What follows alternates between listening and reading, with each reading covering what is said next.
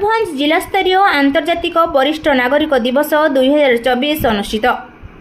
मयूरभंज जिला प्रशासन और सामाजिक सुरक्षा और भिन्नक्षम सशक्तिकरण विभागर मिलित आनुकूल्य स्थानीय शहीद स्मृति भवन ठारे अंतर्जातीय वरिष्ठ नागरिक दिवस 2024 पालन हो जाइछि।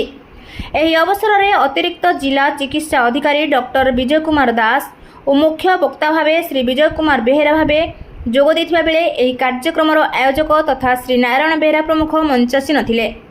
एही परिप्रेक्षी रे वरिष्ठ नागरिकों पई आर्ट ऑफ लिविंग रो जोगगुरु श्री कौशिक साहू द्वारा जोग कार्यक्रम आयोजित होइतिला।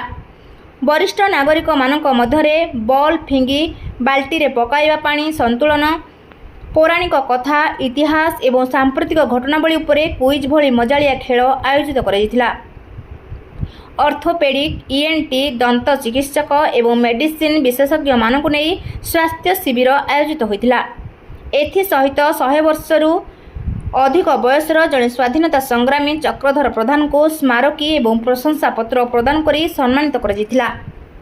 कार्यक्रम में जोग देथिबा समस्त वरिष्ठ नागरिक मानकु फूल चंदन एवं उत्तरीय प्रदान करी कृतज्ञता ज्ञापन करा एवं मन विकास विशेष विद्यालयर बधिर पिलामानक द्वारा सांस्कृतिक कार्यक्रम परिवेषण करा।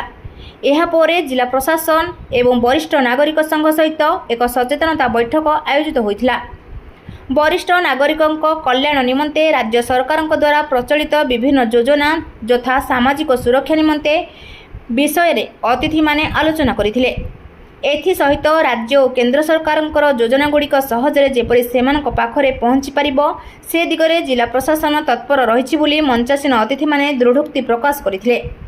अन्यमानक मध्यरे डॉक्टर श्यामसुंदर दास, श्री प्रदीप्त किशोर पंडा, श्री पूर्णचंद्र साहू, श्री सुनील कुमार दास, श्री जयंत कुमार पट्टनायक एही साधारण सभा जोग देथिबा बेले एही कार्यक्रम सुपरिचालना निमंते जिला सामाजिक सुरक्षा कार्यालयर समस्त कर्मचारी सहयोग करथिले।